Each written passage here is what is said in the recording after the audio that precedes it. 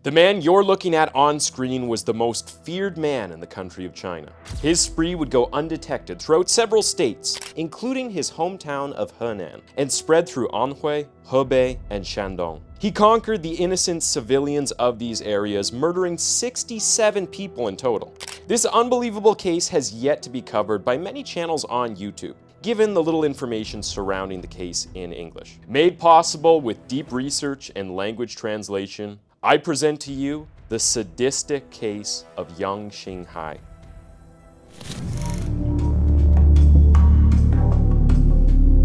Han Fangying was old. She had a difficult, long life. But in the midst of all of her difficulties, she was lucky to have a son who cared enough to visit her every morning. However, in the past 2 days, she hadn't seen him. She also hadn't seen her precious grandchildren, and this deeply bothered her. You see, her son, Li Xingda, had just lost his wife, and since her demise, had struggled to take care of his 2 kids, a 13-year-old boy, Yang Li, and a daughter, who was 9 years old, Li Yangyang, who were at the ages where they needed his attention and care the most. This was one reason why Han Fangying was so worried. She knew her son was grieving, and she could understand if he missed a day or 2. But the villagers were telling her that they hadn't seen him either, not at his workplace, not in the market, and not in the neighborhood. So, Han Fangying decided to pay her son a visit for a change. When she arrived at his house, the door was locked, and there was an eerie silence. At first, she wondered if Li Xingda had traveled with the kids, but the mere thought of it made her chuckle in disbelief. There was no way on earth her son would leave the village without telling her, and moreover, at least one villager would have seen them leave. Han Fangying knocked on her son's door, and his cows responded, mooing from inside the house. Again, this was odd. Li Xingda always let his cows out every morning. He only kept them in at night. If he had traveled, he wouldn't have locked them in with no access to food. A lot of things weren't making sense, but she was determined to make sense of it all. So she found a spare key in his yard, opened the door, and just past the cows, through their open bedroom door, she saw them. Her son, grandson, and granddaughter, sprawled on their beds. At first, they looked like they were fast asleep. But as she leaned in to get a better view, as she called out their names, she saw the blood, and she could not believe her eyes. There were 2 beds. Li Xingda lay beside his boy, Yang Li, on the bigger bed, drenched in a pool of blood.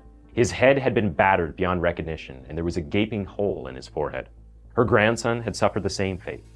But she also noticed one tragic detail. There was mud on the little boy's hands. Much later, Han Fangying would come to learn that Yang Li had tried to flee from his killer. She would learn that he had fought hard and lost. The last victim was her precious granddaughter, Li Yangyang. No one needed to tell her because she already knew. Whatever beast had violently taken the life of her son and grandson had also taken her granddaughter.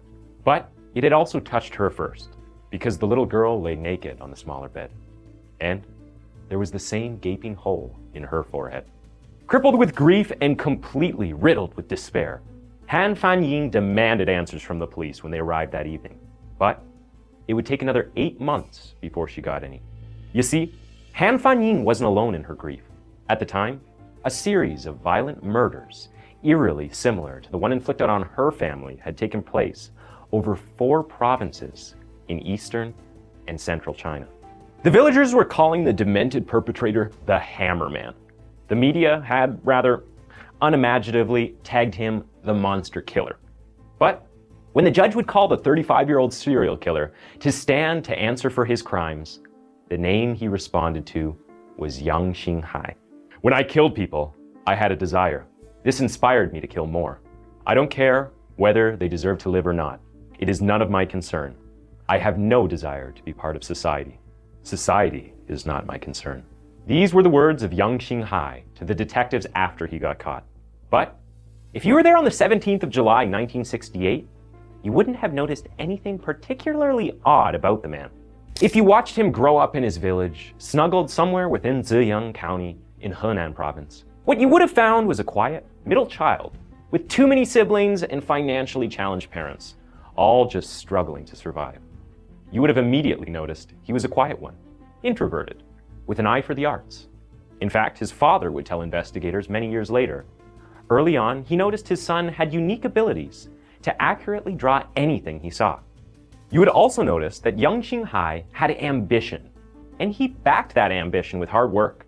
His neighbors who had known him from childhood described him as an honest, hard-working boy who never looked for trouble. And they weren't wrong. Everyone who knew the young boy knew he hated the poverty he was born into, and he was confident that he could work his way out of it. This was his only recognizable flaw at the time: ambition. And unfortunately for him, it would be the catalyst for the years of misery that lay ahead, because there was a load of misery in his life. The older he grew, the more he became aware of how disadvantaged he was compared to his peers. It got worse when he got into high school, and he could hardly afford anything. His school was far from his village, so his father sent him to live with a relative who was financially better off. Unfortunately for Yang, this relative segregated him on arrival. He wasn't allowed to eat with his family, and he had to source his own firewood and food to cook meals for himself if he had any intentions of eating. The only care he received from this relative was the roof over his head. It was during this period he began to miss the warmth of his family. During that time, he didn't mind the poverty that they had suffered. At least, they had all suffered together. In school, his situation was considerably worse, at least in his head. He was missing out on basic things like meal tickets that almost every other student had access to. While they exchanged those tickets for food in school, Yang cooked meals using wild vegetables he plucked from a field close to his school. And after school and during the weekends, he would herd cattle for money. All of this was happening around the time Yang was entering puberty.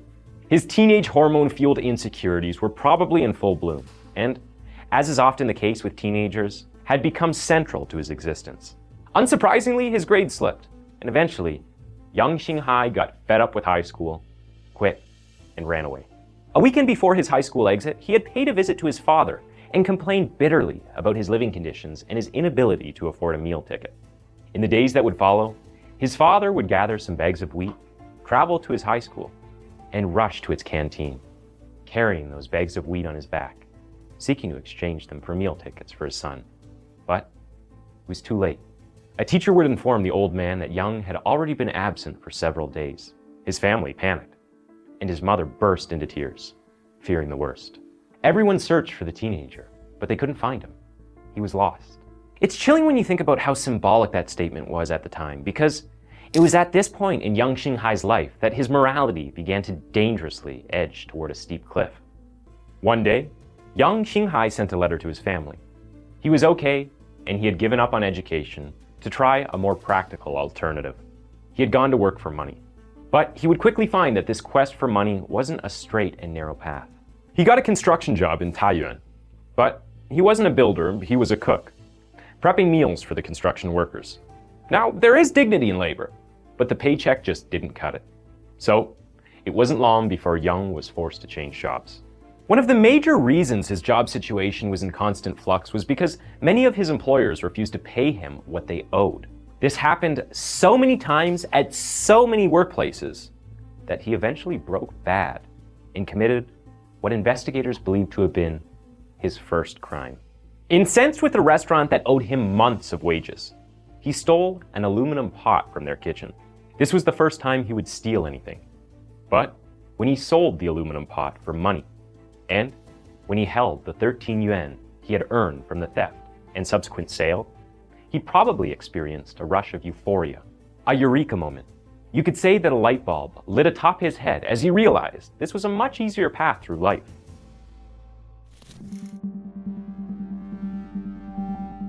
The moment Yang Xinhai became a petty criminal, he committed to this life. With the same devotion he had applied in high school before he quit, and the same fervor he gave the job market before he gave up, he committed. For the first time in his life, his hard work was receiving its due reward. And even when it wasn't, he knew he had more control over his fate than when he was working an honest living. So his criminality fully bloomed, and unfortunately for him, the law wasn't too far behind. In 1988, while pickpocketing, Yang Xinhai would get arrested by the police. He was sent to a labor camp, which was a punishment that far outweighed his crime. But this was communist China, and the law was the law. After spending 2 years behind bars, Yang was released. He returned to his village and continued with his petty theft. During this time, he also met a lady he liked.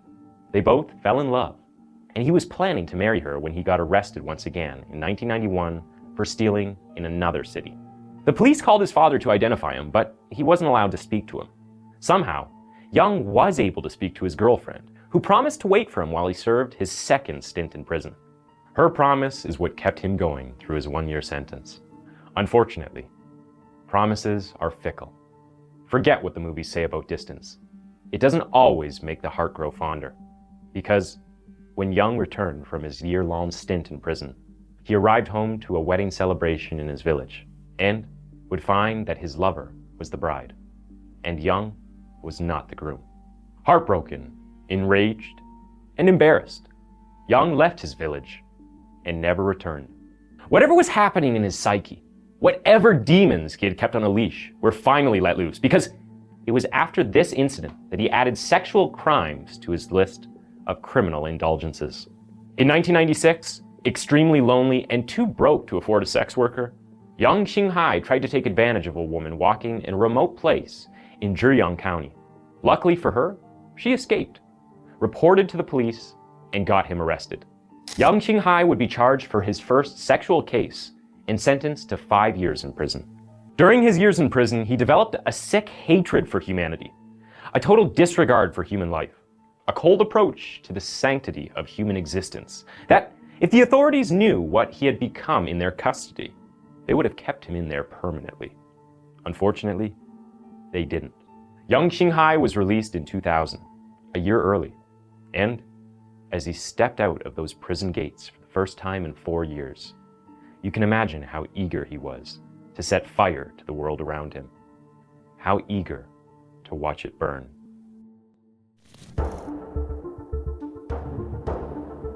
At around noon on the 20th of September 2000, a resident of a remote village in Henan province decided to pay a visit to an old couple because she hadn't seen them in a while. What that neighbor found in the home of 70-year-old Yang Peiming and his wife, Shan Lanying, was the stuff of horror. The old couple had been robbed and viciously stabbed. However, the most horrifying detail was the hole in their foreheads. Whoever had taken their lives had taken the time to knock a hole in their heads with something that only a hammer and a steel rod could create. The nature of the crime was so unusual at the time, so bizarre, and so strange that the villagers began conducting their own investigations before the police arrived. And when they were done, all fingers pointed to one of their neighbors, a man named Yang Dili. Yang Dili owed the old couple cigarette money and had quarreled with them many times that their beef had become the stuff of legend in the village. So when they were gruesomely murdered, the easiest answer that it was Yang Dili that killed them. When the police arrived, they conducted some messy detective work and came to the same conclusion as the villagers. However, they couldn't prove it. The only thing that they could prove was the fact that he owed the deceased couple cigarette money. Technically, this was theft. So they sentenced Yang Dili to a year in prison for that. While he was in prison, Yang Dili was interrogated again and again as the police tried to get a confession from him. Eventually, Yang Dili would confess to the grisly crime. But a few days later, he retracted his confession, claiming that he was tortured. This case bounced between legal departments across the province of Henan until it eventually made its way to the Procuratorate, China's version of the Supreme Court. Fortunately for Yang Dili, there was no clear or sufficient evidence that connected him to the crime. And in the absence of evidence, the Procuratorate ordered him to be released. Of course, Yang Dili was innocent. The real culprit was Yang Xinhai, and this was his first murderous crime. For his second murder, Yang Xinhai traveled away from his home province of Henan to another province called Anhui, probably because of fear. The distance between Henan and Anhui is a staggering 400 miles, roughly the same distance between the Netherlands and Berlin. And yet, Yang Xinhai traveled this incredible length of distance in only 10 days. The police would later learn that he alternated between trekking and riding stolen bicycles to travel to Anhui. Eventually, on the 1st of October, Yang Xinhai settled at a remote village in Anhui. There was a woman in that village. Her name was Qi Zhengying. At the age of 62, Qi Zhengying was famous for the masculine-like strength she possessed. Villagers often said that she was as strong as any man in the village. The terrain of her village was very rough at the time, from dirt roads to muddy paths, and tiny, yet unnecessary frequent hills. Most newcomers found their legs wrecked if they ever tried anything as simple as walking to the local market. But Qi Zhengying was so strong. She would sprint back home to the market and back with a bag full of groceries. And she did that almost every day. She also took care of her grandchildren. Her 7-year-old grandson, Zheng Yatao, and 12-year-old granddaughter, Zheng Yatang. Yang Xinhai killed all 3 of them. Qi Zhengying's temple was smashed in. There was a big hole in her forehead, and her right jaw seemed to be stabbed with a knife to the point where her teeth were exposed. Her grandson was also stabbed in the neck, but the wound was not deep, and a piece of rope went straight into the flesh of his neck, which had been used to strangle him. Meanwhile, her granddaughter, little Yatang, was naked on her own bed. She had been touched, and there was also a big hole in the middle of her forehead. Much later, when the villagers found out that Yang Xinhai was the killer, it was difficult to believe. Yang was a gaunt, frail man whom Qi Zhengying should have easily overpowered. But they didn't know that Yang Xinhai was a coward who crept up on people while they were asleep after stalking them for days or even weeks. In the meantime, they crucified an innocent man for Yang Xinhai's crime, just like the village in Henan province had done to Yang Dili. His name was Chu Jiku, and if I was being completely honest with you, his hands weren't really that clean.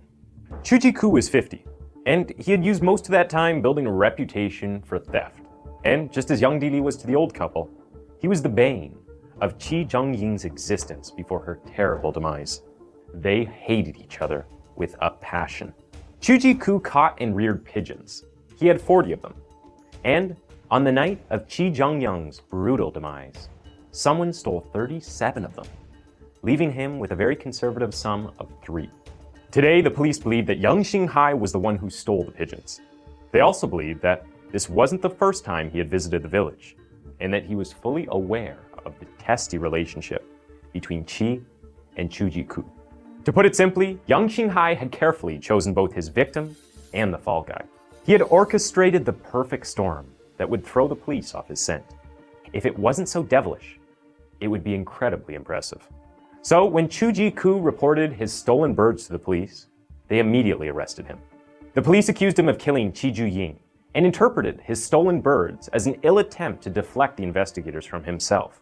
Unsurprisingly, many of the villagers were on the police's side. He was their prime suspect, and they treated him in that fashion. However, there were some villagers who reported seeing a young-looking, middle-aged stranger on the night Qi and her family were butchered. So while the police interrogated Chu Jiku, they searched the surrounding villages for young and middle-aged men who fit the description the villagers had given. They found nothing. And eventually, all they were left with was their prime suspect, Chu Jiku. Over the 10 days that would follow his arrest, Chu Jiku was interrogated by the police and taken to their district HQ, where he was kept in a basement for 5 days and nights, tortured and deprived of sleep as the police tried to force a confession out of him. To make matters worse, the police searched his house and found a handmade gun, which he wasn't legally required to have. Chu Jiku had used that gun to hunt rabbits and fish, but the police couldn't be bothered. This was all they needed to legally keep him in custody. So they kept him another 15 days. There, they repeatedly asked him to explain the murder he committed. But there was nothing to explain. Eventually, Chu Jiku frustrated them to the point where they asked him to confess to thefts that he had committed in the past. He did this and then was sent to a detention center. During this period, the police tested everything from his semen to his saliva, trying to link him to the murder. But it came back negative. The police knew he wasn't the killer, but he was a thief. So in December of 2000, he was sent to a labor camp. He was eventually released on October 16, 2001. He had served his time for theft. In the eyes of the law, he was a free man. But in the court of public opinion, he was a killer. The village where he returned to was still convinced that he was the one who gruesomely murdered Qi Zhengying and her grandchildren. And this became such a serious problem for him and his family that his son couldn't even get married. While all of this was happening, the killing stopped. For some reason, Yang Xinhai took a 10-month break. Then, on the 15th of August, 2001, 2 months before Chu Jiku's release from prison, he struck again. This time, returning to Henan province. He killed a family of 3. a 42-year-old man, a 12-year-old daughter, and a 9-year-old son by beating every one of them to death and knocking holes into their foreheads. And when he was done, he descended to a new level of depravity by taking sexual advantage of the corpse of the 12-year-old girl. It was her grandmother who found them. The following month, Yang Xinhai would kill another 2 people in the same province, in a village called Fengqi. Yang Xinhai broke open their door, entered the house, beat the host and his cousin to death, and then stole 3 coins from the house. No amount was too small, as long as the target was available to violate. In fact, investigators believe that he didn't really care about the money because he behaved like the murder was the prize, and the theft was just a mere formality. He was getting high from the killings he carried out. December. Another couple in a village in the same Henan province would meet a similar fate. Stabbed, assaulted, with a hole knocked in their foreheads. At this point, people had begun calling him the Hammerman. Now, you might be wondering, why the hole? Well, the truth is no one knows, and Yang Xinhai never cared to explain. There's a strong possibility he stumbled on it during his early killings and decided to make it a sinister calling card. Or is it possible that while in prison, he fantasized about it? Whatever it was, it continued to be his calling card even after he stopped assaulting his female victims. Again, no one knew why he paused the assaults. Some believe he did it to confuse the police, whom he believed were beginning to pick up his scent. But he overestimated them because they had no clue. And he underestimated himself because he had successfully spaced his killings far enough in time and so far apart geographically, never repeating a crime in the same city, that he had never had more than one of his crimes reported in the same police station, even when he was killing people in the same province. He also made sure that he murdered poor families because he knew their death wouldn't be treated as a priority. And since the police didn't share information between departments across cities or provinces, no one could identify the pattern. So, Yang Xinhai continued his spree until 2002. Without a doubt, 2002 was his bloodiest year. It was also the year that the police began to make sense of the bloodshed he left in his wake. On the 6th of January, a family of 5 fell victim to him. He beat them to death and resumed his rampage of perversion by sexually assaulting one of them, posthumously. Aside from this cruelty, the script remained the same: stabbings, theft, and holes in all of the foreheads of his victims. 21 days later, Yang Xinhai would strike again, killing another 3 people, and once again, assaulting one. After this, he would take a break for 5 months before killing a family of 4 and assaulting one on the 30th of June. By the 28th of July, he was at it again, killing another 4, but this time assaulting 2 others. One question the investigators had was how he consistently escaped detection and never got caught by the villagers or the police. The answer Yang would give was patience and preparation. Yang Xinhai was incredibly careful while committing his crimes. His years in prison had helped him to learn and understand how the police worked and how to evade them. He also had tricks of his own. He was able to mask his tracks from villagers by wearing his socks on his shoes, which meant that he left almost no shoe prints on the floorboards of the houses where he committed his crimes. And even though he left DNA at every crime scene, his movements were so coordinated and his killings so precise that the police were tricked into believing that he was close, probably from a neighboring village. Meanwhile, Yang Xinhai was a nomad with an endless thirst for blood and mayhem. On October 22nd, he snuck into the home of a family in another remote village in Henan and used a spade to batter a 34-year-old villager named Fan Chang and his 6-year-old daughter to death while they were asleep. Then, after he was sure they were dead, he assaulted the little girl's corpse. Fang's wife, Wu Qinghua, was pregnant at the time, and while Yang assaulted her too, she was able to escape with her life. Unfortunately, she suffered a miscarriage. All this while Yang Xinhai stayed several steps ahead of the police, but his streak was about to come to a startling halt. His luck was about to run out.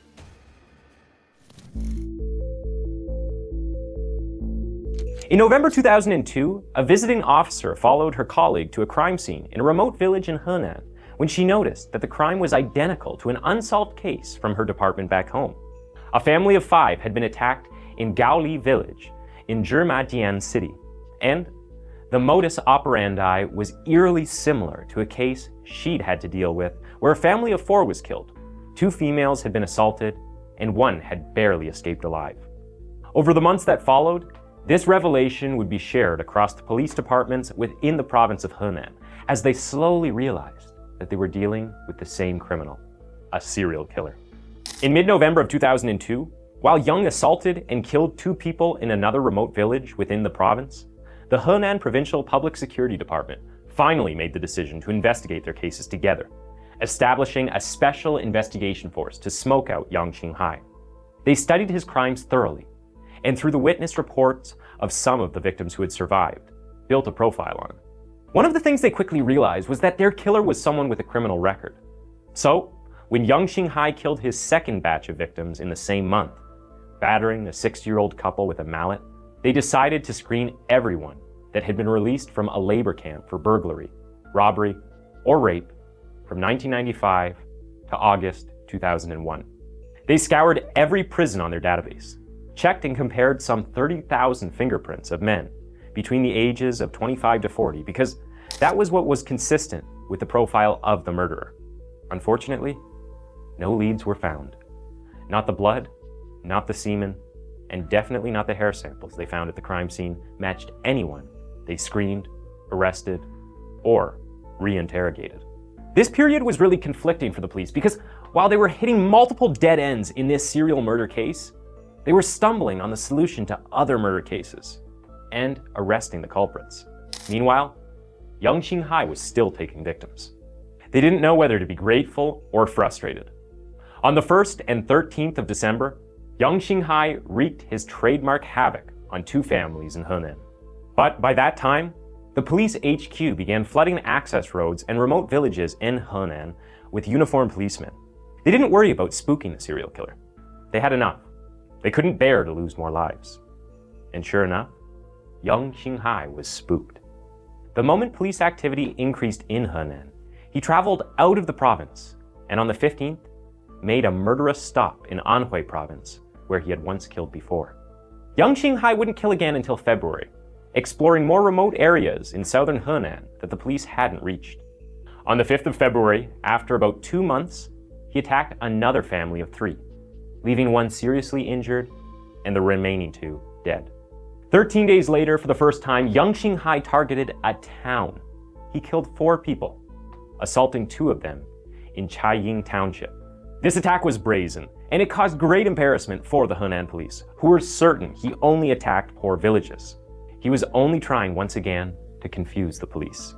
By March of 2003, Yang had committed at least 10 crimes in southern Henan alone, an average of 2 crimes per month. He had evaded the police this time, but they were willing to exercise patience. They had now connected all the crimes the madman had committed in Henan. They also knew what tools he used, and how he used them, and who he was targeting. They were also certain he was poor and introverted with a criminal history. The police placed a bounty on his head, 100,000 yuan, which is roughly around $14,000 in today's money. It might not seem like a lot, but it was enough of a price to get most of the pacifist villagers riled up, because there was a palpable fear in the province. Villagers couldn't sleep at night. People were building fences around houses that, before the killings, had no need for fences. Innocent men were getting crucified, and the peace amongst neighboring villages was disrupted as distrust took the place of community.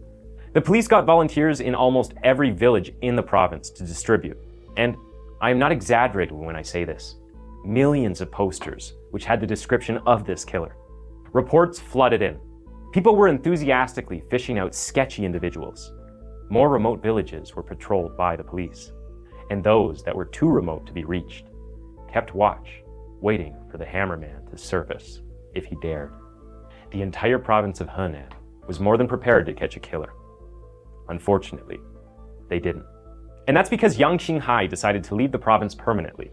He made the decision to commit his next crime in a place he hadn't committed any crimes, traveling to Shandong province. And on the 2nd of April, he brutally killed a young couple that was expecting their first child.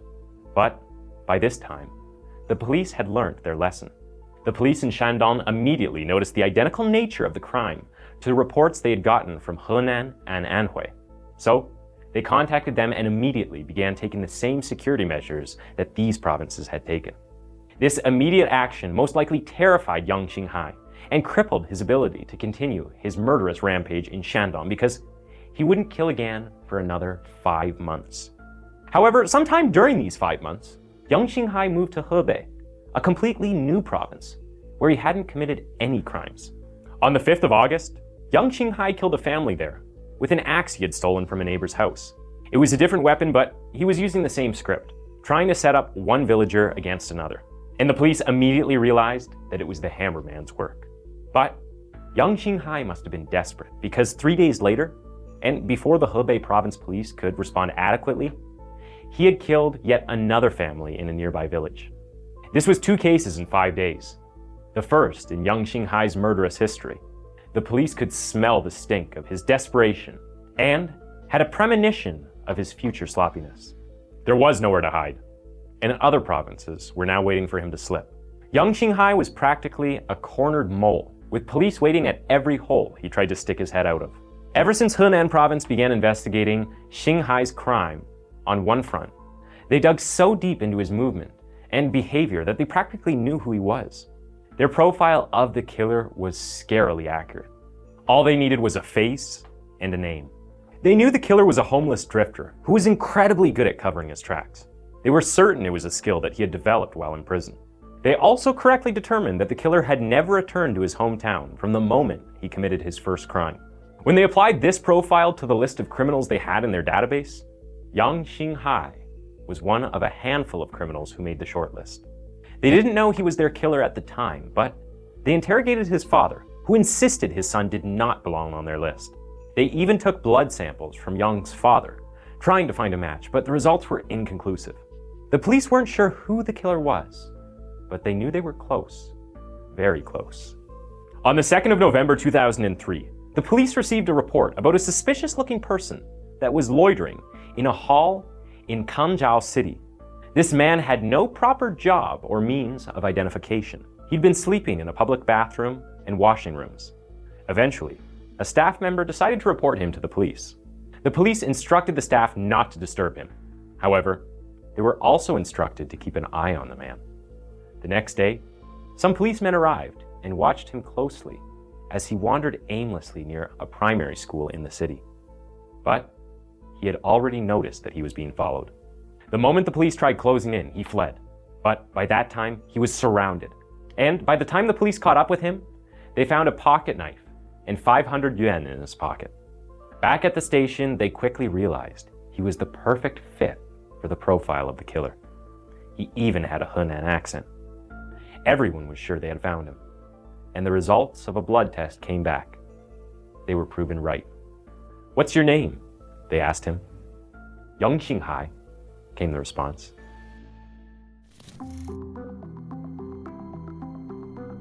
"67 cases of premeditated murder, 23 cases of premeditated sexual assault, and 10 cases of battery, all in the span of 4 years across 4 different provinces. There was no medal for this, but Yang Xinhai was officially the most prolific killer China had ever known since it became a communist republic in 1949. But Yang himself wasn't bothered. At first, he maintained his evasiveness and added a dash of arrogance. He reportedly told the police, "If there is evidence, I will admit it. If there's no evidence, don't try to scare me." When the police confronted him with the DNA evidence, he responded, "I know DNA is science. Isn't it 99% accurate? I'm the 1%. The police were pretty certain that he didn't understand the gravity of his crime, so they tried to explain it to him. And he cut them short with, "Please be brief. I understand all this." Eventually, when they confronted him with all the 67 murders he was accused of, Yang Xinhai panicked. However, he still maintained an air of superiority, protesting, "You can't pile all the cases of the whole country on my head." Eventually, Yang Xinhai would admit to all the crimes he committed. He sang like a bird, explaining how he carried out each and every act of depraved violence, what tools he used, and how it made him feel. He was a nutcase, but insanity was no excuse for his crimes. Yang Xinhai didn't try to claim insanity. He showed no remorse, and he even expressed regret that he wasn't able to commit other crimes. The police were confused because Yang wasn't trying to save himself.